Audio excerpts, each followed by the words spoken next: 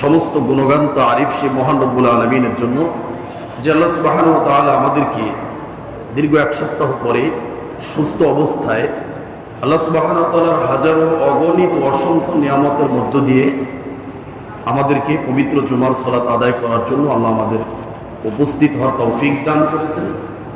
এজন্য আমরা অন্তরের অন্তঃস্থল থেকে সে মহান রবকে সন্তুষ্ট করার লক্ষ্যে সকলেই আমরা সে রবের শুকরিয়া আদায় করি। সকলেই বলে আলহামদুলিল্লাহ।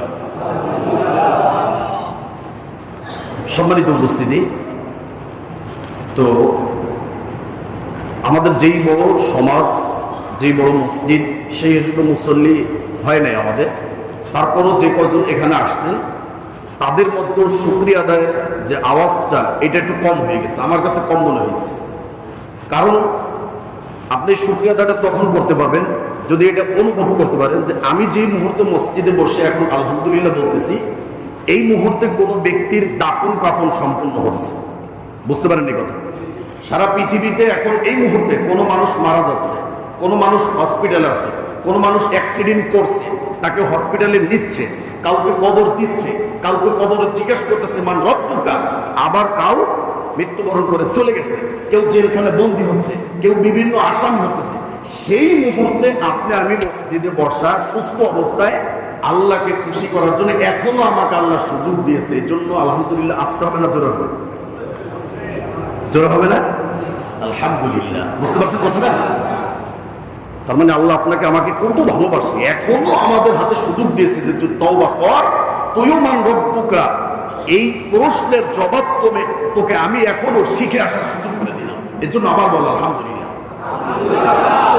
এবার বেশি হয়েছে না? আলহামদুলিল্লাহ। সম্মানিত উপস্থিতি, তো আল্লাহ নবী মুহাম্মদ সাল্লাল্লাহু আলাইহি ওয়াসাল্লাম যখন মুআয বিন জাবাল ইয়ামানে পাঠাইছে, তখন তাদের সর্বপ্রথম যে দাওয়াতটা ছিল সেটা কি? সালাত সম্পর্কে। আজকে আমরা সালাতের ফজিলত বলবো না, সালাত সম্পর্কে বলবো। শুধু এতটুকু বলবো যে সালাত কেন আমরা পড়ি। প্রশ্নটা বুঝতে পারছেন বিষয়টা? আমি যদি বলি যে আপনি ভাত কেন খান, ক্ষুধা লাগে এই জন্য ভাত খান। জামা কাপড় কেন পরছেন? লজ্জাস্থান ঢাকার জন্য। মাথায় টুপিটা কেন দিয়েছেন? ভালো দেখানোর জন্য। শরীরে আতরটা কেন মাখছেন? একটু ঘেরান আসবে এই জন্য। তা আমি যে দিন রাত 24 ঘন্টা 5 ওয়াক্ত সালাত পড়ি, কেন পড়ি? ফজিলত পড়ে, ফজিলত তো অনেক শুনলাম। এখন আজকের বিষয় হবে কি যে কেন আমরা পড়ি। যদি কেন উত্তর পেয়ে যাই তাহলে ওইটার প্রতি আমার আগ্রহ, উদ্দীপনা, ভালোবাসা আরো দ্বিগুণ পরিমাণ বেড়ে যাবে। যেমনি ভাবে আপনারা প্রথমে আলহামদুলিল্লাহ বলছেন, আসতে হয়েছে, যখন আমি বুঝিয়ে দিলাম যে আলহামদুলিল্লাহ আর একটু জোরে বলবেন কেন, এই কারণে, তখন আলহামদুলিল্লাহ পাওয়ার বেশি বেড়ে গেছে। বুঝতে পারছেন কথা? আমরা আজকে আলোচনা করব, জানেন যে আমাদের মসজিদগুলোতে গল্প চলে না, কোরআন হাদিস দলিল।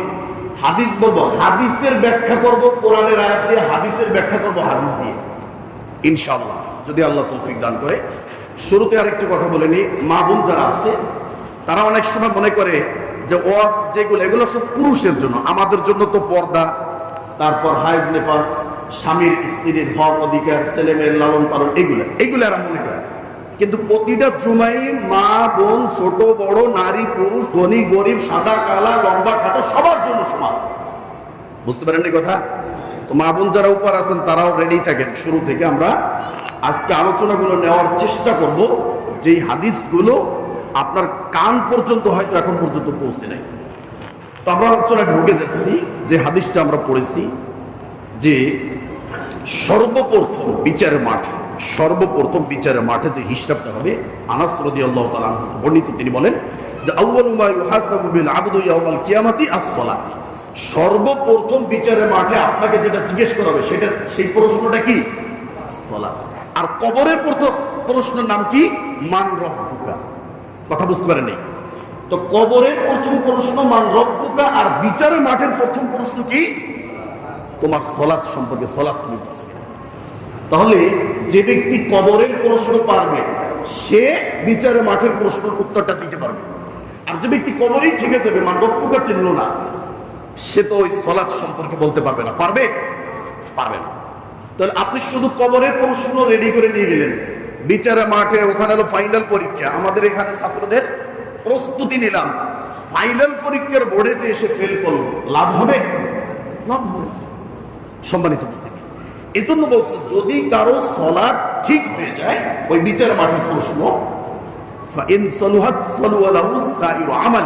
আল্লাহ বলছেন তোর যাকাত, সদকা, দান, গোপনে দান, প্রকাশ্যে দান, যে যত আমল করে আসছস ওই সলাতের পিছনে পিছনে আমি উঠাই দিছি, আর কোনো জিজ্ঞেস করা হয় না। সুবহানাল্লাহ। বুঝতে পারেন এই কথা? তুই টাকা কি ছেঁড়া টাকা দিছিলি না কোন ভাবে দান করছিলি, কাউকে কি কি করছিস না করছিস, এগুলো জিজ্ঞেস করা নেই। তোর সলাৎ ঠিক আছে, বাকি তোর সব ঠিক আছে, আর আমি কিছু জিজ্ঞেস করতে চাই না। ওয়াইন ফাসাদাত ফাসাদালাহু সাইরু আমালি, আর তোর সলাৎ যদি নষ্ট হয়ে যায়, এগুলো থেকে যদি তুমি বঞ্চিত থাকো, বাকি তোমাকে আমি আর কিছু আর প্রশ্নও করবো না, মানে তোমাকে জিজ্ঞেস করবো না, সব কিছু বাকি হয়ে গেছে। আমি তোমাকে জিজ্ঞেস করবো না যে তোমার যাকাত কেমনে দিয়েছো, তুমি হজ কেমনে করছো, তুমি দানটা কেমনে করছো, কোনো জিজ্ঞেস করার আমার কোনো প্রয়োজন নেই। কারণ আমার প্রথম প্রশ্নের মিনিং ছিল তোমার সলাৎ ঠিক আছে কিনা। ওইটাই যখন তুমি ফেল শেষ। সম্মানিত উপস্থিতি, দেখেন দ্বিতীয় আরেকটি হাদিস আমরা নিয়ে আসছি, আবু হুরায়রা থেকে বর্ণিত। তিনি বলেন রাসূল সাল্লাল্লাহু আলাইহি ওয়াসাল্লাম বলেছেন যে as-salatu salasatu aslas, as-salatu salasatu aslas, সলাতের যে সওয়াব এটা তিন ভাগে বিভক্ত। আত-তুহুরু সুলুসুন, ওয়ার রুকুউ সুলুসুন, ওয়াস সুজুদু সুলুসুন। এরপর আল্লাহ বলেন ফামান আদ্দাহা বিহাক্কিহা কুবিলাত মিনহু ওয়া কুবিলা মিনহু সাইরু আমালি ওয়া ইন ফাসাদাত ওয়া মান রুদ্দাত আলাইহি সালাতু রুদ্দা আলাইহি সাইরু আমালি। সিলসিলাতুস সহিহার হাদিস 643 নম্বর হাদিস। তো আল্লাহর নবী এই হাদিসের ভিতর বলছেন যে, ভালোভাবে খেয়াল করে শুনেন, যে 5 ওয়াক্ত সালাত এই যে আমরা যেটা পড়ি, বলছে এই সালাতের সওয়াবটাকে কয় ভাগে ভাগ করছে? 3 ভাগে। একটা সালাতের ভাগ ওযুর মধ্যে, আরেকটা রুকু, আরেকটা কি সিজদা। কয়টা হলো? 3 ভাগে ভাগ। এখন ওযু সম্পর্কে আমরা দুই একটা হাদিস শুনি, একটু দেখেন কি বলে ওযু সম্পর্কে, কেন সালাত পড়বো আমরা, এই জন্য একটু শুনি ওযু সম্পর্কে কি বলে। আল্লাহ নবী বলছেন সূরা মায়দা 5 নম্বর সূরা 6 নম্বর আয়াত, আল্লাহ বলছেন কোরআনে, ইয়া আইয়ুহাল্লাযীনা আমানু ইযা কুমতুম ইলাস সালাতি ফাগসিলু ওয়ুজুহাকুম ওয়া আইদিয়াকুম ইলাল মারাফিকি ওয়ামসাহু বিরুউসিকুম ওয়া আরজুলাকুম ইলাল কাবাইন। বলছে ঈমানদার তোমরা যখন সালাতে পড়বে, দাঁড়াবে, মুখ ধুবে, তোমাদের হাত কনুই পর্যন্ত ধোবে, মাথা মাসেহ করবে, আর পা টাকনা পর্যন্ত ধোবে, যেটা আমরা অজুর ফরজ 4টা জানি। কথা বুঝতে পারছেন? সমস্ত মুখ ধোয়া, 2 হাতের কনুই সহ ধোয়া, তারপরে সমস্ত মাথা একবার মাসেহ করা, 2 পায়ের টাকনু সহ ধোয়া, যেটা আল্লাহর কোরআন বলতেছেন সূরা মায়দা 6 নম্বর আয়াত। এরপর একটা হাদিস নেন মুসলিম শরীফের হাদিস, ওসমান বিন আফফান, আমাদের প্রিয় নবী তার জামাই, তিনি বলতেছেন, মুসলিম শরীফের হাদিস বলতেছে যে মান তাওয়াদ্দা ফা আহসানাল উযু, যে ব্যক্তি সুন্দরভাবে উযু করলো, খরাজাত খাতায়াহু মিন জাসাদিহি হাত্তা তাখরুজা মিন তাহতি আযফারিহি, ওই ব্যক্তির শরীর থেকে সমস্ত গুনাহ ঝরে পড়ে গেল। সুবহানাল্লাহ। এমন কি তার নখের পাতার নিচ থেকে গুনাহ ঝরে পড়ে গেল। এরপর আরেকটা হাদিস উনি বলতেছেন যে রাআইতু রাসূলুল্লাহ সাল্লাল্লাহু আলাইহি ওয়াসাল্লাম তাওয়াদ্দা, উনি বলতেছেন যে আমি আল্লাহর নবীকে ওযু করতে দেখলাম, মিসলা উযুই হাযা, আমার এই ওযুর মতো, মানে উনি একটা ওযু করে দেখাইছেন, বলছে এই ওযুর মতো ওযু আল্লাহর নবী করছে।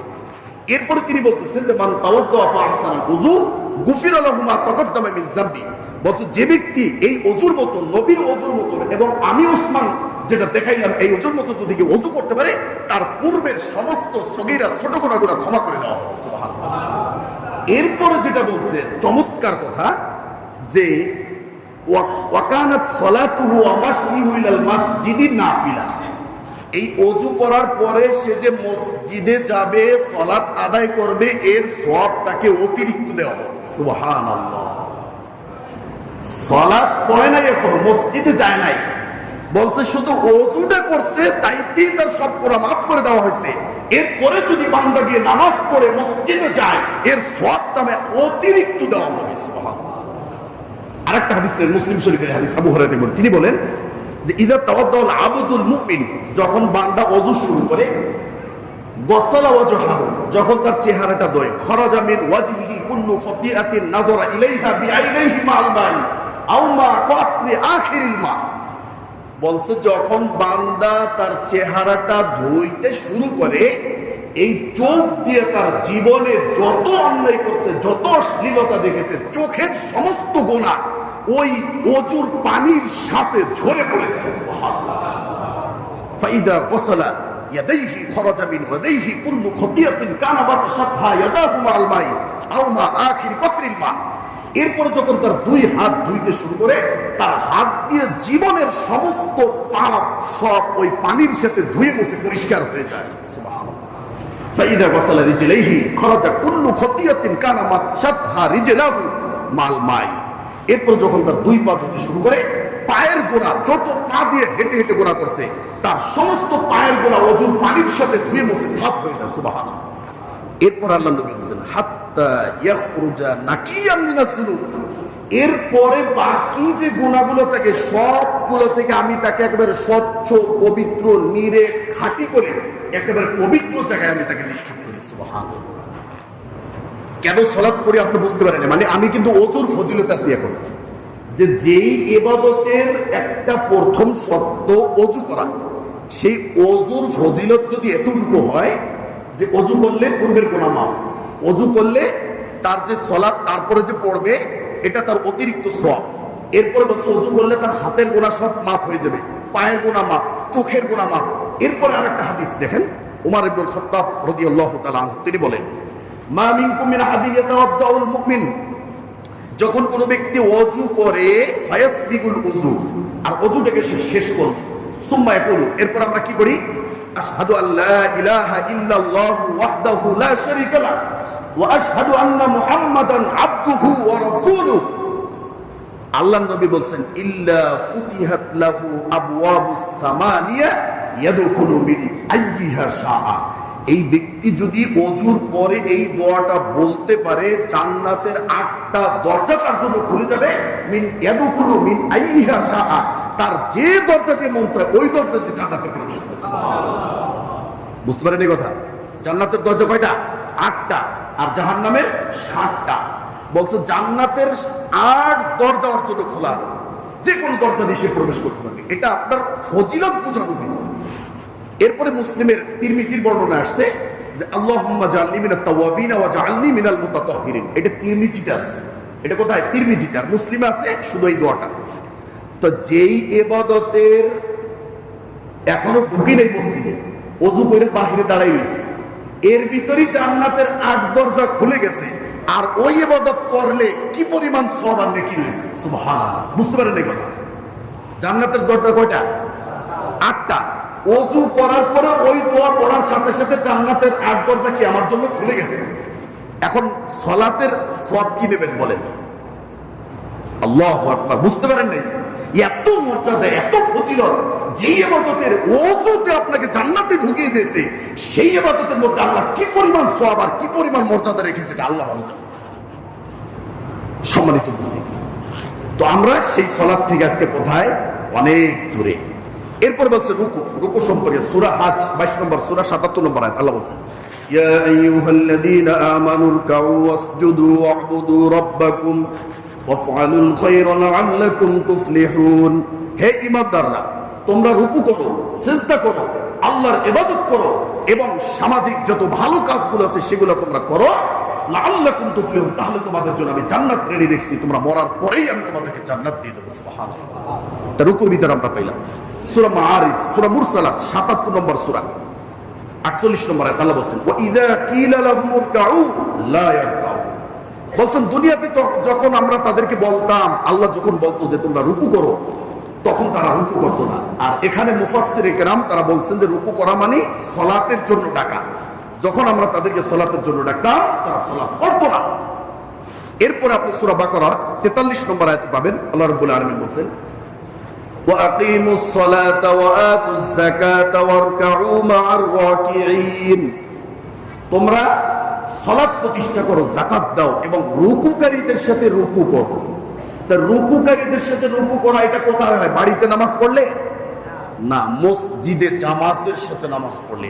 আল্লাহ নবীর কাছে এক সাহাবী জিজ্ঞেস করছে, আল্লাহ নবী, আমি অন্ধ মানুষ, আমাকে ধরে নেবে মসজিদে এমন কোনো ব্যক্তি নাই, আমার বাড়িটা মসজিদ থেকে অনেক দূরে, বাড়ির সামনে অনেক বন জঙ্গল আছে, ঝর্ণা নদী নালা আছে, আমি পড়ে যেতে পারি, তো এখন কি এই অবস্থা আমি বাড়িতে নামাজটা পড়তে পারি? আল্লাহ নবী বলছেন হাল তাসমাউন নিদা, তুমি কি আজান শুনতে পাও? বলছে হ্যাঁ আমি আজান শুনতে পাই। বলছে তাহলে তোমাকে মসজিদে গিয়ে জামাতের সাথে নামাজ আদায় করতেই হবে। তাহলে যারা মসজিদে আসে না নামাজ পড়তে, তাদের কি এমন অজুহাত থাকতে পারে? সে কি অন্ধ, সে ল্যাংড়া, সে পঙ্গু, তার বাড়ি মসজিদ থেকে দূরে, তার বাড়ির সামনে মসজিদের সামনে বন জঙ্গল আছে, কিছুই নাই, কোন অজুহাত চলবে? আব্দুল্লাহ ইবনে মাকতুম সেটা অন্ধ সাহাবী, তার ক্ষেত্রে কোনো ছাড় চলে নাই। সম্মানিত উপস্থিতি, এরপর বলছে সুজুদ ও সুলুসুন, সালাতের আরেকটা অংশ হলো সিজদা। 68 নম্বর সূরা, সূরা কলামের মধ্যে আল্লাহ রাব্বুল আলামিন বলছেন, দেখেন চমৎকার আয়াত। আল্লাহ বলছেন ইয়াউমা ইউকশাফু আন সাকিন ওয়া ইউদআউনা ইলা সুজুদি ফালা ইস্তাতিউন। বিচারের মাঠে আল্লাহ সুবহানাহু ওয়া তাআলা সমস্ত মুসলিম মুমিনের সামনে সেই দিন আল্লাহ রাব্বুল আলামিন ঈমানদারদেরকে বলবেন তোমরা আমাকে সিজদা করো, তার পায়ের গোছা উন্মুক্ত করে দিবেন, বলবেন তোমরা সিজদা করো। ফালা ইস্তাতিউন, যারা দুনিয়ায় সিজদা করে নাই, সালাত আদায় করে নাই, সেই দিন তারা আল্লাহর সামনে সিজদা করতে পারবে না। খাশিয়াতান আবসারুহুম তারহাকুহুম যিল্লা, আল্লাহ বলছেন সেই দিন তাদের দৃষ্টিটা নত হয়ে যাবে, দৃষ্টিটা নত হয়ে যাবে, লাঞ্ছনা তাদেরকে ঘিরে ফেলবে। ওয়াকাদ কানু ইউদআউনা ইলা সুজুদি ওয়া হুম সালিমুন, কেন? দুনিয়াতে সুস্থ অবস্থায় তাদেরকে সিজদার জন্য ডাকা হতো, সালাতের জন্য ডাকা হতো, কিন্তু তারা উপস্থিত হতো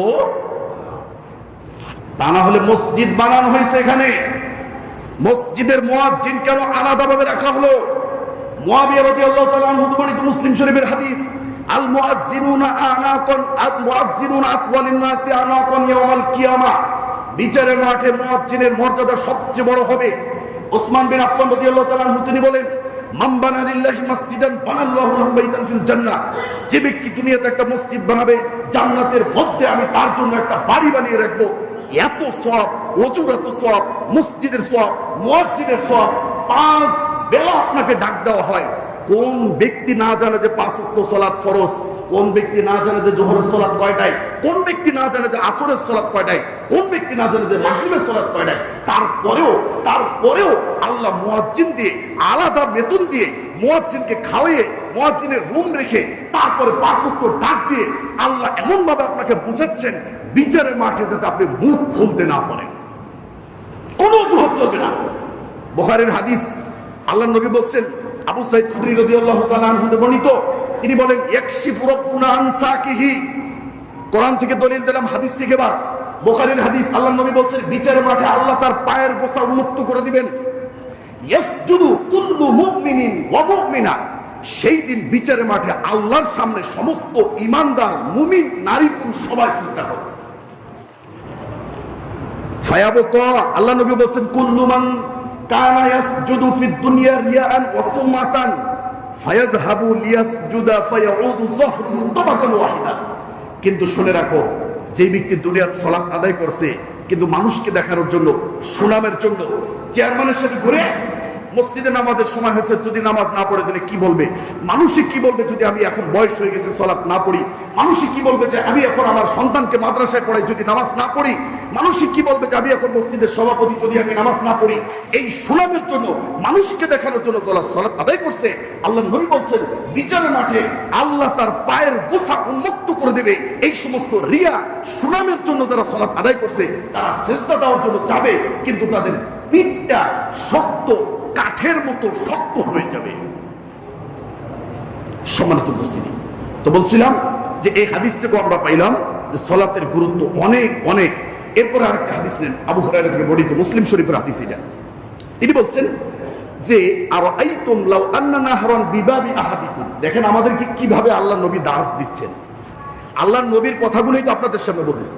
তিনি বলছেন শুনো, আরাআইতুম লাউ আন্না নাহরান বিবাবি আহাদিকুম, তোমাদের বাড়ির সামনে ধরো একটা পুকুর আছে, কি আছে?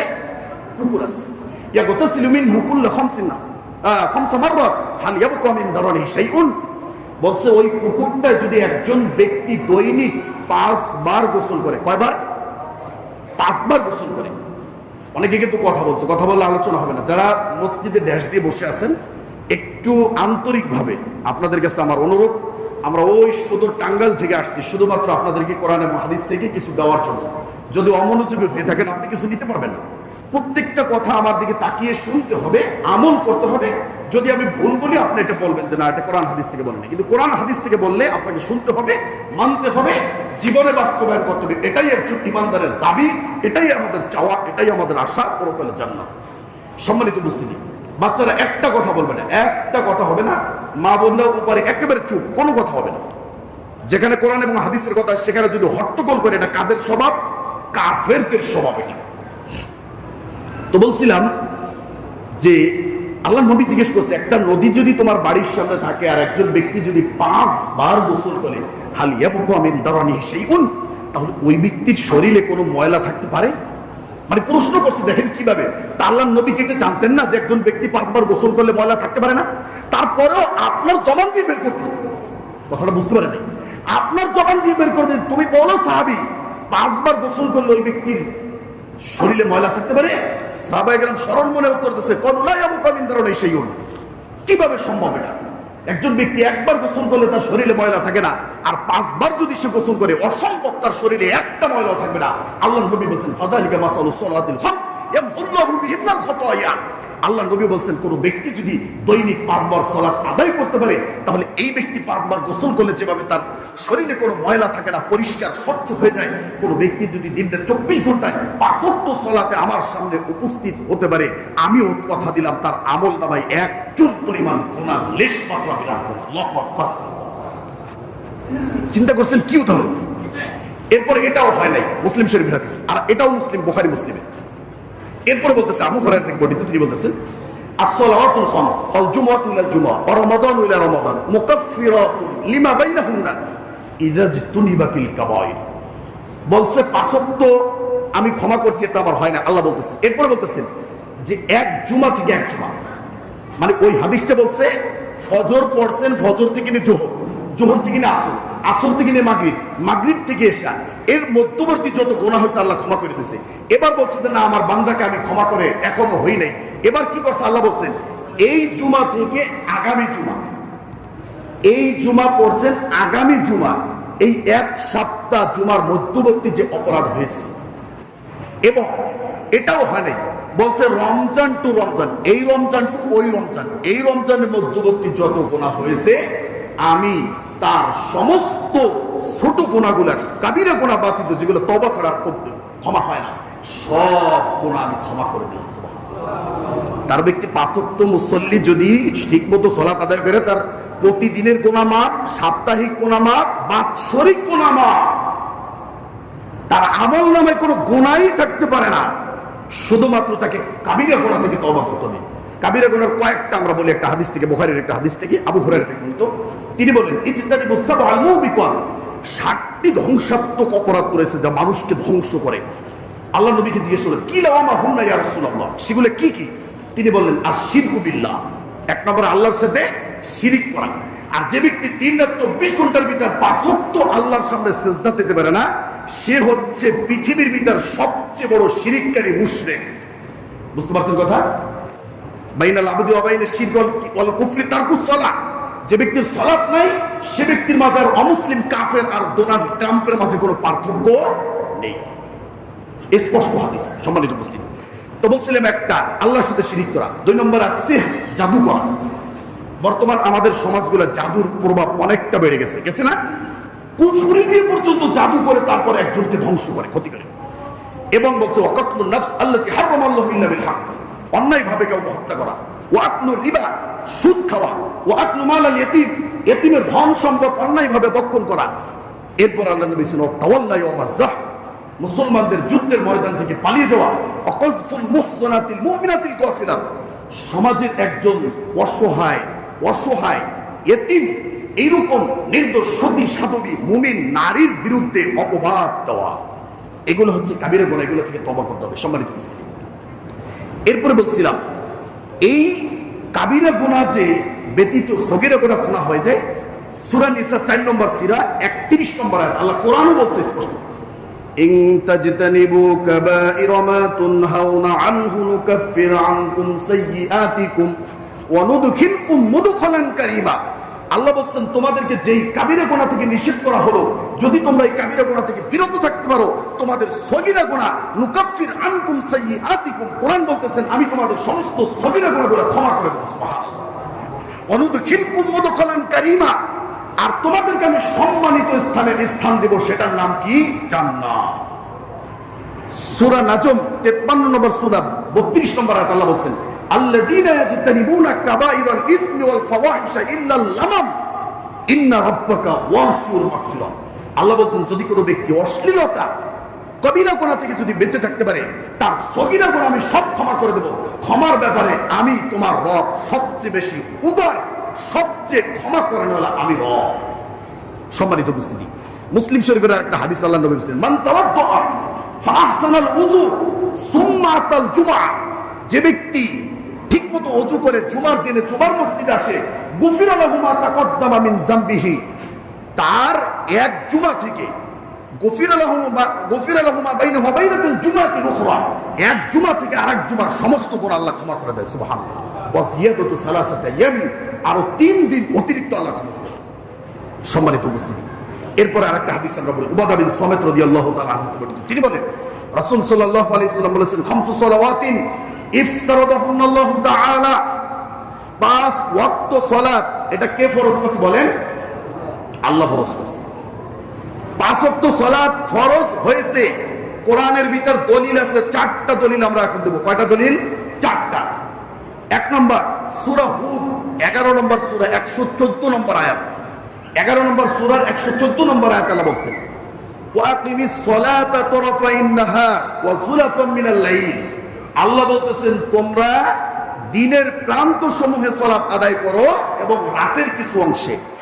ইন্নাল হাসানাত ইযহিবুনাস সাইয়্যাত যালিকা যিকরা লিয-যাকিরিন, আর এই সালাত নেক কাজ তোমার সমস্ত অন্যায় অশ্লীল কাজকে ধুয়ে মুছে সাফ করে দেবে। সুবহানাল্লাহ। যারা উপদেশ গ্রহণ করতে চাও, আল্লাহ বলতেছেন যালিকা যিকরা লিয-যাকিরিন, এটা হচ্ছে যারা আমার কোরআন থেকে হাদিস থেকে যারা উপদেশ মানতে চাও, যারা পরকালে জান্নাত চাও, যারা কবরের জবাব দিতে চাও, যারা বিচারের মাঠের সর্বপ্রথম প্রশ্ন সালাতের হিসাব তুমি দিতে পারবে, এমন উপদেশকারী ব্যক্তি যদি, উপদেশ গ্রহণকারী ব্যক্তি যদি থাকে, তাহলে তার জন্য এটা উপদেশ। এই আয়াতের ব্যাখ্যায় আল্লাহর নবী সাহাবী সালমান আল ফারসি রাদিয়াল্লাহু তাআলা আনহু তিনি বললেন আমি আল্লাহর নবীর সাথে একটা গাছের নিচে দাঁড়িয়েছিলাম, তা আল্লাহর নবী হঠাৎ করে গাছটা ঝোল দিলেন, নাড়া দিলেন, নাড়া দেওয়ার পরে গাছের মরা পাতাগুলো সব পড়ে গেছে।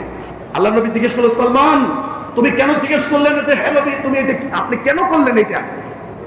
তো বলছেন যে আল্লাহ এবং তার রাসূল ভালো জানে কেন করছেন। আল্লাহর নবী বললেন শোনো সালমান, কোন ব্যক্তি যদি 5 ওয়াক্ত সালাত আদায় করতে পারে, আমি এই গাছের ডালটা নাড়া দিলাম যেভাবে মরা পাতাগুলো ঝরে গেছে, কোন ব্যক্তি যদি দিনটা 24 ঘন্টা 5 ওয়াক্ত সালাত জামাতের সাথে পড়তে পারে, তার আমলনামা থেকে এই মরা গাছের পাতা যেভাবে ঝরে পড়ে গেছে, তার আমলনামা থেকে সমস্ত পাপ এভাবে ঝরে পড়ে যাবে। সুবহানাল্লাহ। সহিহ তারগিব হাদিস নম্বর 356। সম্মানিত উপস্থিতি, এরপর আরেকটা দলিল আমরা দিলাম সূরা বানী ইসরাঈল 17 নম্বর সূরা 78 নম্বর আয়াত। আল্লাহ বলছেন আকিমিস সালাতা লিদুলুকিশ শামসি ইলা গাসাকিল লাইলি ওয়া কুরআনাল ফাজর। এই আয়াতের ভিতর 5 ওয়াক্ত সালাতের কথা আছে, যে সূর্য ডলে পড়া থেকে নিয়ে রাত্রি পর্যন্ত তোমরা সালাত আদায় করো এবং ফজরের সালাত। কেন? ইন্না কুরআনাল ফাজরি কানা মাশহুদা, ফজরের সালাতে ফেরেশতারা স্বয়ং উপস্থিত হয়। সুবহানাল্লাহ। এরপর আল্লাহ রাব্বুল আলামিন সূরা তাহা 20 নম্বর সূরা 130 নম্বর আয়াত আল্লাহ বলেন ফাসবির আলা মা ইয়াকুলুনা ওয়াসাব্বিহ বিহামদি রাব্বিকা ক্বাবলা তুলুইশ শামসি ওয়া ক্বাবলা গুরুবিহা ওয়া মিন আনাইল লাইলি ফাসাব্বিহ ওয়া আতরাফান নাহারি লাআল্লাকা তারদা। হে মুহাম্মদ, মক্কার মুশরিক কাফেররা যেটা বলে সেটা আপনি কষ্ট পাবেন না, ধৈর্য ধারণ করেন, আর ফজরের পূর্বে সূর্য উদিত হওয়ার আগে এবং সূর্য অস্ত যাওয়ার পূর্বে আপনি সালাত আদায় করুন, আর রাতের কিছু অংশে এবং দিনের প্রান্ত সমূহে, যাতে করে আপনি সন্তুষ্ট হতে পারেন। সম্মানিত উপস্থিতি, আরেকটা দলিল সূরা রুম 30 নম্বর সূরা 17-18 নম্বর আয়াত। আল্লাহ রাব্বুল আলামিন বলেন ফাসুবহানাল্লাহি হিনা তুমসুনা ওয়া হিনা তুসবিহুন ওয়া লাহুল হামদু ফিস সামাওয়াতি ওয়াল আরদ ওয়া আশিয়্যা ওয়া হিনা তুসবিহুন। এই আয়াতের ভিতর 5 ওয়াক্ত সালাতের কথা আসছে। তোমরা সকাল সন্ধ্যা তাসবিহ পাঠ করো, আল্লাহর প্রশংসা পবিত্রতা ঘোষণা করো, এবং অপরাহ্নে মানে দুপুরের পর থেকে বিকেল 3টা 3:30 পর্যন্ত। এরপরে বলছে জোহরের সময়। এই 4টা আয়াতের মধ্যে সূরা হুদ 11 নম্বর সূরা 114, সূরা বনী ইসরাইল 17 নম্বর সূরা 78 নম্বর, সূরা তোহা 20 নম্বর সূরা 130 নম্বর আয়াত, সূরা রুম 30 নম্বর সূরা 17-18 নম্বর আয়াত। 4টা আয়াতের মধ্যে আল্লাহ স্পষ্ট 5 ওয়াক্ত সালাতের ঘোষণা দিয়েছেন। আলহামদুলিল্লাহ বলেন, স্পষ্ট দলিল একেবারে। কোরআন বলতেছেন, হাদিস বলতেছেন। এরপরে আরেকটা হাদিস নেন, যেটা মেরাজের রজনীতে হাদিসটা, মুসলিম শরীফের হাদিস 162 নম্বর হাদিস। সাহাবী আবু আনাস বিন মালিক রাদিয়াল্লাহু তাআলা আনহু বর্ণিত, তিনি বলেন, ফরিদত আলা নবী সাল্লাল্লাহু আলাইহি ওয়াসাল্লাম as-সালাওয়াত লাইলাতা উসরিয়া বিহি 50। শোনো দুনিয়ার মানুষ, মেরাজের রাত্রে আল্লাহ নবীর উপর 50 ওয়াক্ত সালাতকে ফরজ করা হয়েছে। কয় ওয়াক্ত? 50 ওয়াক্ত। সুম্মা নুকিসাত হাত্তা জুইলাত খামসান। মুসা আলাইহিস সালামের সাথে দেখা করতে করতে তারপরে কমাতে কমাতে সর্বশেষ 5 ওয়াক্ততে এসে থেকেছে। এরপরে বলেছে সুম্মা নুতি ইয়া মুহাম্মদ, এরপরে ডাকা হয়েছে হে মুহাম্মদ, ওয়া ইন্না লাকা বিহাদিহিল খামস 50। দিন রাত 24 ঘন্টা যদি তোমার উম্মত যদি 5 ওয়াক্ত ঠিকমতো ওযু সহকারে জামাতের সাথে ইমামের পিছনে আদায় করতে পারে, ওয়া ইন্না লাকা বিহাদিহিল খামস 50, আমি আল্লাহ কথা দিলাম তুমি তোমার উম্মতকে জানিয়ে দাও 5 ওয়াক্ত নয়, 5 ওয়াক্ত নয়, আমি আল্লাহ যেহেতু বলছি 50 ওয়াক্ত, হে মুহাম্মদ তুমি জানিয়ে দাও আমি তোমার উম্মতকে 5 ওয়াক্ত নামাজ যদি ঠিকমতো পড়তে পারে 50 ওয়াক্তর সওয়াব আমি তার আমলনামায় লিখে দেব। সুবহানাল্লাহ। হাদিস কোথায়? মুসলিম শরীফ, আনাস বিন মালিক 162 নম্বর হাদিস, মুসলিম শরীফের হাদিস। 5 ওয়াক্ত পড়লে আল্লাহ নবী বলেন যে 50 ওয়াক্তর সওয়াব দেওয়া হবে। কোন কোম্পানি রয়েছে, কোন দোকানের মালিক রয়েছে যে 5 ঘন্টা ডিউটি দিলে 10 ঘন্টার বেতন দেবে? কে আছে? আমি এখানে 1 মাস চাকরি করব, 10 দিন চাকরি করলে 1 মাসের বেতন দিবে? কয় মাস দিবে? 1 মাস, 2 মাস, 3 মাস। আল্লাহ বলছেন শোন, তোর জন্ম থেকে নিয়ে মৃত্যু পর্যন্ত যতদিন পর্যন্ত 5 ওয়াক্ত সালাত আদায় করবি, আমি রব তোকে কথা দিলাম 50 ওয়াক্তর সওয়াব আমি তোর আমলনামায় লিখে দেব। দেখি দুনিয়ার মানুষ কি করে। তো সালাত কি আমাদের উপর চাপানো হয়েছে নাকি আমাদের উপর থেকে কমিয়ে আরো সংক্ষিপ্ত করা হয়েছে বলেন তো? অথচ আমরা মনে করি যে সালাত আমাদের উপর একটা বোঝা, আমাদের উপর চাপিয়ে দেওয়া হয়েছে। আসলে আমাদের উপর 50 ওয়াক্ত ছিল, সেই চাপ থেকে হালকা করে 5 ওয়াক্ত আনা হয়েছে। বুঝতে পারছেন কথা? সম্মানিত উপস্থিতি, এরপর বলছে 5 ওয়াক্ত সালাত দলিল আমরা পেলাম। আল্লাহ নবী বলেছেন মান আহসানা উযুহুন্না, যে ব্যক্তি ঠিকমতো ওযু করবে, ওযুর ফজিলত সম্পর্কে আমরা পড়ছি। এরপর বলছে ওয়া সাল্লাহুন্না, সঠিক সময়ে নির্ধারিত সময়ে যে ব্যক্তি সালাত আদায় করবে। কেন বললাম নির্ধারিত? কেন বললাম?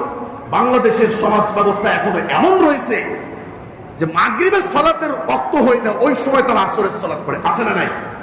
কিন্তু আলহামদুলিল্লাহ, আলহামদুলিল্লাহ, যারা কোরআন সুন্নাহর সঠিক জ্ঞান রাখে, আহলুল হাদিস যারা, তারা বাংলার জমিনে এখনো নির্ধারিত সময়, সঠিক সময়, পৃথিবীর কাউকে কোনো তোয়াক্কা না করে শুধুমাত্র আল্লাহকে ভয় করে আল্লাহর জমিনে এখনো সঠিক সময়ের সালাত প্রতিষ্ঠা করে যাচ্ছে। এটা আহলুল হাদিসের অবদান, অবদান। আলহামদুলিল্লাহ, বাংলার জমিনে। আমি শরীয়তপুর জেলার ভিতরে চাকরি করছি, আসরের সালাত পড়ছি 5:30টায়। কয়টায়? এর আগে আজান দিলে কল্লাও থাকবে না, মসজিদও থাকবে না। আর আলহামদুলিল্লাহ আপনাদের এখানে 4টা জামাত হয়ে যায়। এজন্য আল্লাহর কোরআন বলছে সূরা নিসা 4 নম্বর সূরা 103 নম্বর আয়াত, আল্লাহ বলছে ইন্নাস সালাতা কানাত আলাল মুমিনিনা কিতাবাম মাওকুতা। বলছে 5 ওয়াক্ত সালাত যেভাবে ফরজ, সঠিক সময় নির্ধারিত সময়ে আদায় করা প্রত্যেক মুমিনের জন্য ফরজ। বুখারীর হাদিস আব্দুল্লাহ বিন মাসউদ থেকে বর্ণিত, আল্লাহর নবী জিজ্ঞেস করলো আইয়ুল আফদালি আমাল, কোন আমল সর্বশ্রেষ্ঠ? আল্লাহর নবী বলেন আস-সালাতু লিওয়াক্তিহা, সঠিক সময়ে সালাত আদায় করা। তারপরে বলছে বিরুল ওয়ালিদাইন, তারপরে বলছে সুম্মাল জিহাদ ফি সাবিলিল্লাহ। বুঝতে পারছেন কথা?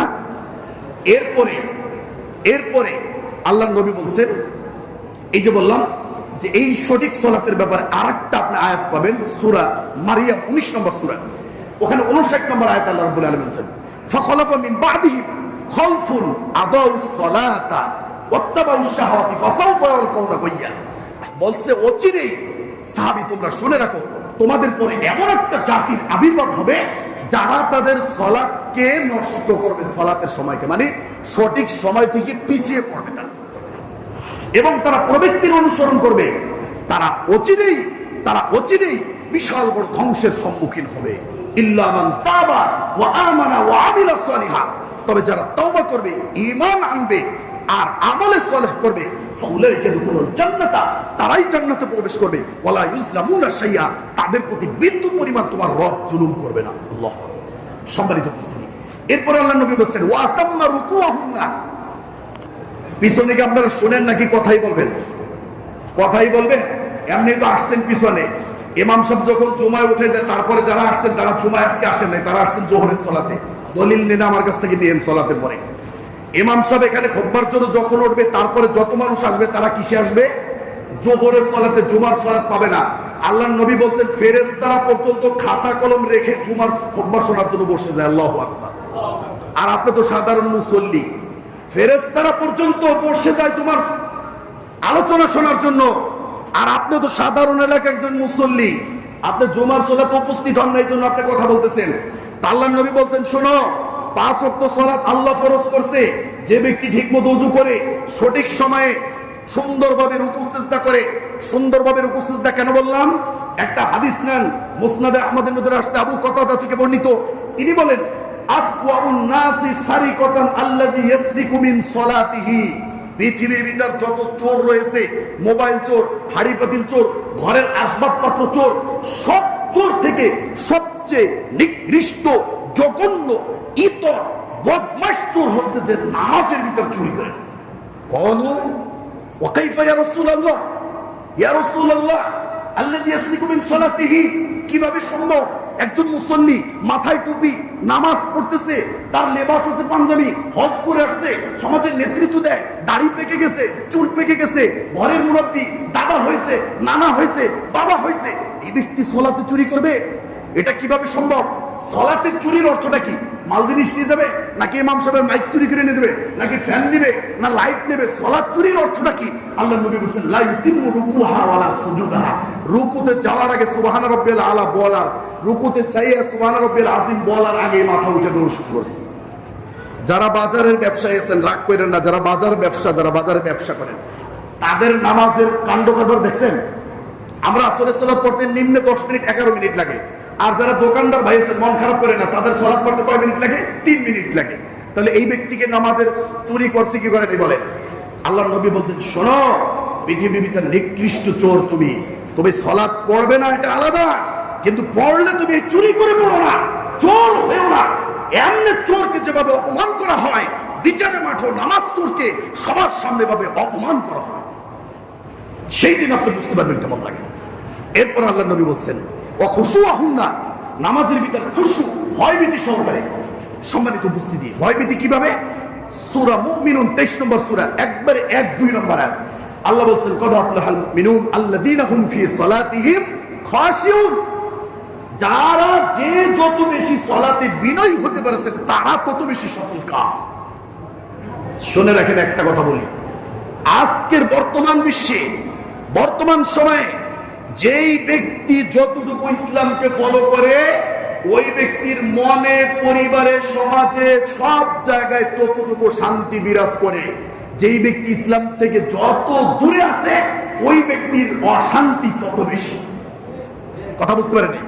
যেই ব্যক্তির ঘরে, পরিবারে, ব্যক্তিগত জীবনে ইসলাম যত বেশি, ওই ব্যক্তির শান্তি তত বেশি।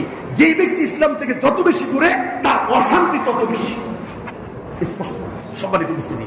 তো আল্লাহ নবী বলছেন, এরপর বলছেন কানা লাহু আলাল্লাহি আহদুন, আল্লাহ বলছেন যদি এই 4টা গুণ কারো ভিতর থাকে, ঠিকমতো ওযু, সঠিক সময় সালাত, রুকু ঠিকমতো, সিজদা ঠিকমতো, নামাজের ভিতর ভয়ভীতি থাকবে, আমি রব্বুল আলামিন কথা দিচ্ছি, আমার ওয়ার্ডার তার উপর, শোনো আইয়াগফিরালা, সে যত বড় অপরাধী হোক আমি তার সব অপরাধ ক্ষমা করে দেব। সুবহানাল্লাহ।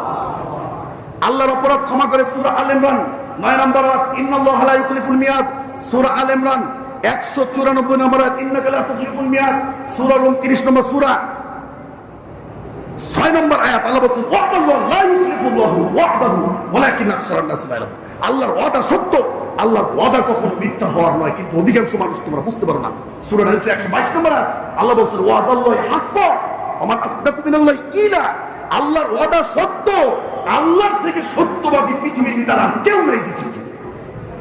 আল্লাহ বলতেছেন, এরপরে বলতেছেন যে ব্যক্তি এইগুলো ঠিকমতো পালন করবে না ফালাইসা লাহু আলাল্লাহি আহাদুন, তার উপর আল্লাহর কোনো অঙ্গীকার নেই। ইনশা গফারালা ওয়া ইনশা আযাবা, আল্লাহ চাইলে তাকে ক্ষমা করে দেবে, আল্লাহ চাইলে তাকে শাস্তি দেবে।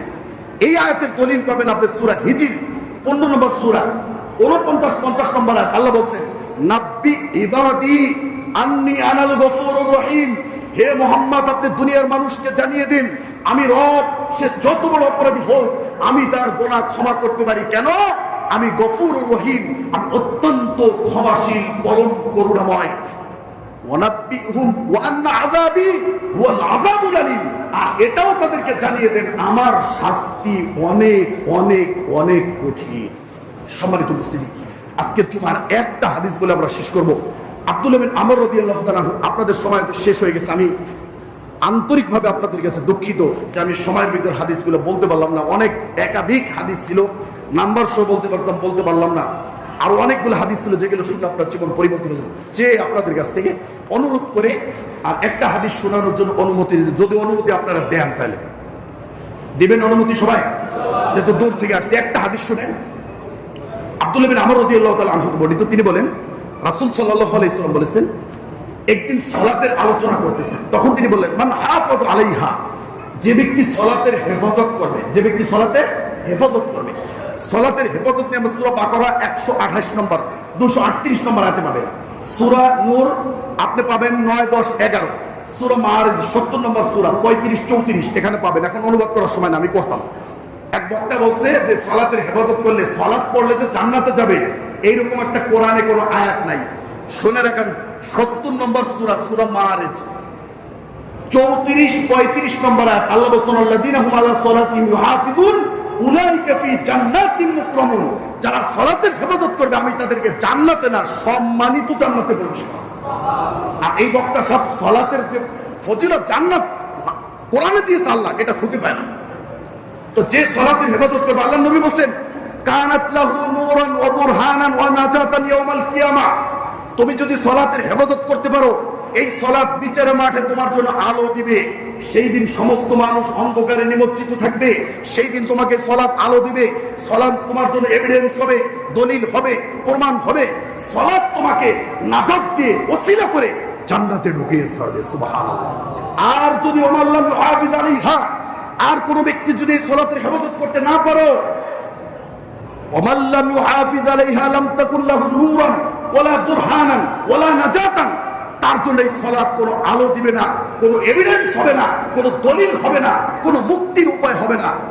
শুনে রাখো, এই হাদিসের ভিতর সবচেয়ে আজকের জুমার জন্য সবচেয়ে যেটা ভয়ঙ্কর কঠিন কথা, সেটা হচ্ছে কি ওয়াকানা ইয়াউমাল কিয়ামাতি মা কারুন ওয়া ফিরআউন ওয়া হামান ওয়া উবাই বিন খাব ওয়া উবাই বিন খালদ, যে ব্যক্তি সালাত পড়লো না, যে ব্যক্তি সালাতের হেফাজত করলো না, নারী পুরুষ ছোট বড় ধনী গরিব সাদা কালো মোটা তাজা ল্যাংড়া লুলা যে বলছো, সালাত এমন কি অসুস্থ অবস্থায় হসপিটালে বেডে হুশ আছে, পাগল হয় নাই, জ্ঞান আছে, ওই অবস্থায় ইশারায় ইশারায় হলেও সালাত আদায় করতেই হবে, করতেই হবে তাকে। সম্মানিত উপস্থিতি, এরপর আল্লাহ বলছেন ওই ব্যক্তির হাসর হবে ফিরআউন, কারুন, হামান, উবাই বিন খালদ, এরা কি জান্নাতে যাবে? পৃথিবীর ভিতর নর পিচাস স্বৈরাচারের গডফাদার, সবচেয়ে বেশি স্বৈরাচার ফিরআউন, এর থেকে বড় স্বৈরাচার শাসক পৃথিবীতে আসে নাই, আসবেও না। কিয়ামত পর্যন্ত আল্লাহ চ্যালেঞ্জ করছে যে নিজেকে রব বলে দাবি করতে, ফিরআউনের সাথে তার বিচার হবে, ফিরআউনের সাথে সে দাঁড়াবে। চিন্তা করছেন, উম্মতে মুহাম্মাদি হয়ে সে মুসা আলাইহিস সালামের সময় ফিরআউনের সাথে যে দাঁড়াবে, সে উবাই বিন খালফের সাথে দাঁড়াবে যে ইসলামের চিরশত্রু ছিল, সে কারুনের সাথে দাঁড়াবে যে সম্পত্তি বড়াই করত, যে হামানের সাথে দাঁড়াবে যে ফিরআউনের প্রধান আপনার সেই ইসরার সহযোগী ছিল। এদের সম্পর্কে সূরা কসাস 28 নম্বর সূরা 41-42 নম্বর আয়াত আপনি খুলবেন, কি বলছেন এদের সম্পর্কে? আল্লাহ বলছেন শোনো, ওয়াজআলনাহুম আইম্মাতান ইয়াদউনা ইলান নার, আল্লাহর কোরআন বলতেছে তাদেরকে আমি দুনিয়ায় এমন নেতৃত্ব দিয়েছি, এমন ক্ষমতা দিয়েছি, তারা সারা জীবন শুধু মানুষকে জাহান্নামের পথে ডেকেছে। ওয়াউমাল কিয়ামাতি লা ইউনসারুন, বিচারের মাঠে তাদেরকে কেউ সাহায্য করবে না, কোনো ওলি করবে না, বীর করবে না, গাউস করবে না, নবী করবে না, শহীদ করবে না, সিদ্দিক করবে না, তাদের কোনো সাহায্য হবে না। ওয়াতবানাহুম ফি হাদিহিদ দুনিয়া লানা, কিয়ামত পর্যন্ত তাদেরকে ছোট থেকে নিয়ে বড়, হিন্দু থেকে বৌদ্ধ পর্যন্ত তাদেরকে ঘৃণা করবে, তাদেরকে আমি অভিশাপ লাগিয়ে দিয়েছি দুনিয়ার জীবনে। ওয়াউমাল কিয়ামাতি হুম মিনাল মাকবুহিন। আর শুনে রাখো, আল্লাহর কোরআন বলতেছে এই যে বেনামাজিদের চারজনের কথা বললাম, যাদের সাথে বেনামাজির হাসর হবে, এদেরকে আল্লাহ রাব্বুল আলামিন বিচারের মাঠে যত মানুষ আছে সবচেয়ে নিকৃষ্ট, জঘন্য, বিভৎস, কুৎসিত চেহারা দিয়ে তাদেরকে বিচারের মাঠে উঠাবে। নাউজুবিল্লাহ। কে বলতেছে? আল্লাহর কোরআন, সূরা কসস 28 নম্বর সূরা 41-42 নম্বর আয়াত পড়বেন। আল্লাহ স্পষ্ট বলছে এই সমস্ত নেতাদের সম্পর্কে, তুমি যদি সালাত না পড়ো, তুমি আসো মুহাম্মদ সাল্লাল্লাহু আলাইহি ওয়াসাল্লামের যুগে, কিন্তু তুমি বিচারের মাঠে চলে যাবে ফেরাউনের সাথে। কত বড় ভয়ঙ্কর কোরআনের আয়াত, হাদিস চিন্তা করছেন? আমি আসি এখনের যুগে, মুহাম্মদ সাল্লাল্লাহু আলাইহি ওয়াসাল্লামের উম্মত আমি, অথচ আমার হাসর হবে কার সাথে? মুসা আলাইহিস সালামের, ফেরাউনের সাথে, হামানের সাথে, কামারের সাথে। আল্লাহ রাব্বুল আলামিন আমাদেরকে এই সম্পর্কে যতটুকু আমরা জানলাম, সালাত কেন পড়বো, কেন পড়তে হবে, কেন এত গুরুত্বপূর্ণ, পৃথিবীর ভিতরে একটাই মাত্র কোরআন হাদিসের বিধান, সেটা হচ্ছে সালাত, যেটা কোনো কাফারা নাই। আপনি সিয়াম ভঙ্গ করছেন, কাফারা দিতে পারবেন, কসম করছেন, কাফারা দিতে পারবেন, হজে যে একটা ভুল হয়েছে দম দিতে পারবেন, কিন্তু সালাতের কোনো কাফারা হয় না। পৃথিবীর ভিতরে একটাই সালাত, যেটার এত প্রস্তুতি, যেটার জন্য মসজিদ লাগে, ইমাম লাগে, মুয়াজ্জিন লাগে, কোরআন লাগে, আর এত এত ব্যাপক প্রস্তুতি অন্য কোনো ইবাদতে লাগে না। যাকাত দেওয়ার জন্য মসজিদ লাগে, হজ করার জন্য মসজিদ লাগে, যাকাত দেওয়ার জন্য ওযু করতে হয়, যাকাত দেওয়ার জন্য ইমাম লাগে, যাকাত দেওয়ার জন্য মুয়াজ্জিন লাগে না। একমাত্র সালাতই ব্যতিক্রম ইবাদত, পৃথিবীর ভিতর এত ব্যাপক প্রস্তুতি অন্য কোনো ইবাদতের ক্ষেত্রে নাই। আল্লাহ দিনটা 24 ঘন্টায় তোমার কাছে আমরা দোয়া করি, আমাদের এই সমাজের প্রত্যেকটা নারী, পুরুষ, ছোট বড় সকলে আমরা যেন এই পাঁচ ওয়াক্ত সালাতের সাথে সম্পৃক্ত থেকে আজীবন আমরা এই সালাতকে, যেটা ইব্রাহিম আলাইহিস সালামের দোয়া, সূরা ইব্রাহিমের 40 নম্বর আয়াতে, রব্বি জাআলনি মুকিমাস সালাতি ওয়া মিন যুররিয়াতি রব্বানা ওয়া তাকাব্বাল দুআ। আল্লাহ এই বলে আমাদের সালাত প্রতিষ্ঠাকারী বানাও, আমাদের সন্তানদেরকে সালাত প্রতিষ্ঠাকারী বানাও। এই বলে আমাদের বক্তব্য আজকে এখানে শেষ করছি। ওয়া আখিরু দাওয়ানা আলহামদুলিল্লাহি রাব্বিল আলামিন।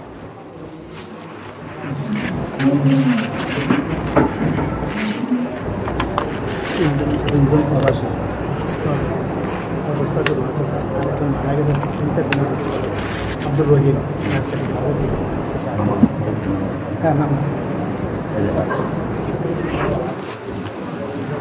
আলহামদুলিল্লাহি রাব্বিল আলামিন ওয়াল আকিবাতু লিল মুত্তাকিন ওয়াসসালাতু ওয়াসসালামু আলা রাসূলিহি ওয়া বা'দ। ফাউযু বিল্লাহি মিনাশ শাইতানির রাজীম। বিসমিল্লাহির রহমানির রহিম।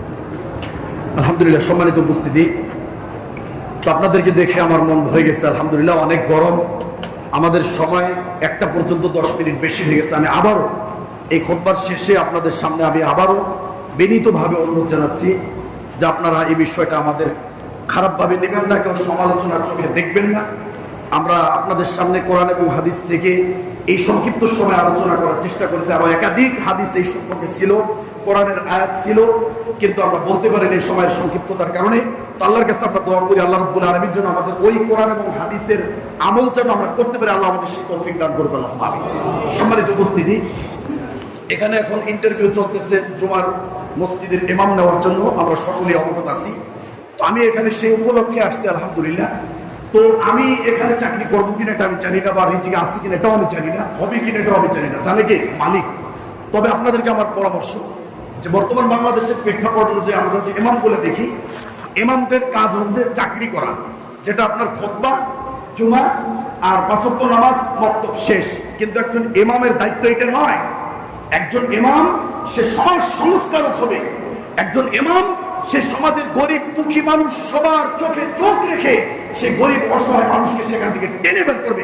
সমাজের প্রত্যেকটা মানুষ নামাজি হবে, সমাজের প্রত্যেকটা মানুষ কোরআন পড়া হবে, সমাজ থেকে সমস্ত অন্যায় কুসংস্কার বেদাত দূর হবে, সমাজ থেকে শিরক দূর হয়ে আল্লাহর তাওহীদ বাস্তবায়ন হবে, সমাজ থেকে আপনার বেদাত দূর হয়ে সুন্নাহ প্রতিষ্ঠিত হবে, সমাজ থেকে অনিসলামিক অপসংস্কৃতি দূর হয়ে আমাদের মুসলমানদের সংস্কৃতি সেখানে প্রতিষ্ঠিত হবে। ঠিক কিনা বলে? এইরকম ইমাম আপনাদের এই মসজিদে আরো এক যুগ আগে ছিল, হয়তো অনেক আগে। ওই রকম ইমাম যদি থাকে, যে ইমামকে নেতা বলা হয়েছে, যে সামনের সারিতে থেকে সমাজের নেতৃত্ব দেবে, প্রত্যেকটা অন্যায়ের বিরুদ্ধে এমন একটা দল গঠন করবে, সমাজের মানুষ ইমামের চোখের দিকে তাকিয়ে অন্যায় করার সাহস পর্যন্ত পাবে না। এরকম ইমাম যদি হয়, সমাজ পরিবর্তন হবে।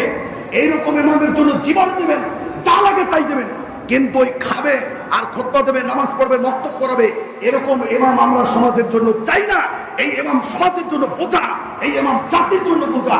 যেই ইমাম নামাজ দুই একটু কম পড়া, জুমার খুতবা দুই একটা কম দূর, কিন্তু তার সমাজ নিয়ে চিন্তা করতে হবে, সমাজের প্রত্যেকটা মানুষের খোঁজখবর তাকে রাখতে হবে, সমাজের প্রত্যেকটা সুখী দুঃখী মানুষের পাশে তাকে দাঁড়াইতে হবে, সমাজের প্রত্যেকটা মানুষকে তাকে নামাজি বানাই দিয়ে যেতেই হবে।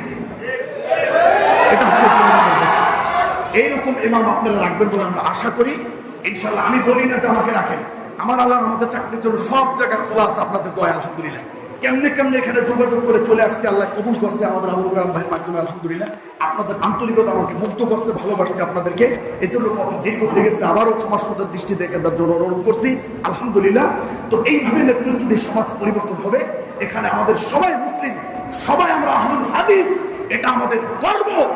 একদিন বাংলার জমিনে কোন বেদাতি শিরকি মাথার পথির কোন স্থান হবে না, আহলুল হাদিসদের দখলে চলে যাবে আর কয়েক বছরের ভিতরে ইনশাআল্লাহ সেই সমাজ ব্যবস্থা হবে, আপনারা করে দিবেন। আল্লাহ আমাদের মাদ্রাসাকে কবুল করুক, এই প্রতিষ্ঠানকে কবুল করুক, মসজিদকে কবুল করুক। এই অত্র এলাকা থেকে যত মুরব্বী, আপনাদের মা বাপ, দাদা দাদি, নানা নানি, আত্মীয় স্বজন, পাড়া প্রতিবেশী, যারা মসজিদের জন্য জায়গা দিছে, শ্রম দিছে, যারা এখানে একসময় মুসল্লি ছিল, আল্লাহ তাদের জন্য আমরা মন থেকে দোয়া করি, আল্লাহ তুমি তাদের জীবনের সমস্ত গুনাহ ক্ষমা করে তাদেরকে তুমি জান্নাতুল ফিরদাউসে নিয়ে দান করো। যারা আমাদের ছোট বাচ্চা রয়েছে, বর্তমান প্রজন্ম, আমাদের মুরব্বীরা, বৃদ্ধরা, সবাইকে তুমি ইসলাম ঈমানের উপর মজবুত রাখো, অটল রাখো আল্লাহ। আমাদের মা বোনদেরকে তুমি পর্দা প্রশিদার সাথে চলার তৌফিক দান করো আল্লাহ। আমাদের অনেক শিল্প ভাইরা রয়েছে, ব্যবসা প্রতিষ্ঠান রয়েছে, অনেকের ব্যবসা বাণিজ্য রয়েছে, সেই ব্যবসা বাণিজ্য তুমি খায়ের বরকত, উন্নতি, কল্যাণ দিয়ে ভরপুর করে দাও আল্লাহ। আমিন ইয়া রাব্বুল আলামিন। আমাদের এলাকা থেকে সমস্ত অপসংস্কৃতি, কুসংস্কার দূর করে সুন্নাহ এবং শিরক বিদআতকে দূর করে তাওহীদ এবং রাসূলের সুন্নাহকে প্রতিষ্ঠিত করে দাও আল্লাহ। আমিন। আপনি আমাদের জীবনের সমস্ত ভুল ত্রুটি ক্ষমা করে দেন আল্লাহ। আমিন। আমাদের যুবক ভাইদেরকে আপনি ইসলামের ছায়াতলে কবুল করেন আল্লাহ। আমিন। রব্বুল আলামিন, আজকে খুতবা থেকে আমাদের ভুল বিনতি আপনার কাছে ক্ষমা চাই। আবারও পরিশেষে সময় অনেক বেশি হয়ে গেছে, আবার আপনাদের কাছে ক্ষমা চেয়ে আমরা আল্লাহর কাছে দোয়া করে, আমাদের কাছে দুই প্রবাসী ভাই দোয়া চেয়েছে, অসুস্থ, আরো একজন মৃত্যুর জন্য দোয়া চেয়েছে, সবার জন্য আমরা দোয়া করি। সকল অসুস্থদেরকে আল্লাহ রাব্বুল আলামিন শিফায়ে কামিলা আজেলা দান করুন আল্লাহুম্মা আমিন। ইবাদাল্লাহ রাহিমাকুমুল্লাহ, ইন্নাল্লাহা ইয়া'মুরু বিল আদলি ওয়াল ইহসান ওয়া ইতা'i যিল কুরবা ওয়া ইয়ানহা আনিল ফাহশা'i ওয়াল মুনকারি ওয়াল বাগই ইয়া'iযুকুম লা'আল্লাকুম তাযাক্কারুন ফাযকুরুনি আযকুরকুম ওয়াশকুরু লি ওয়া লা তাকফুরুন।